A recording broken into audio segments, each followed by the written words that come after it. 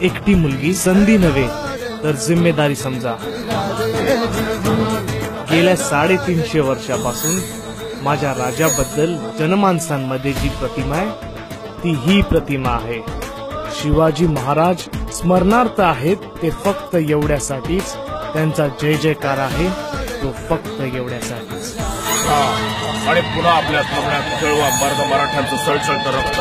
तलवार नाच धरणी सफेद तोराडे, जग मरा जीव हा पुढे महाराष्ट्राची बाग।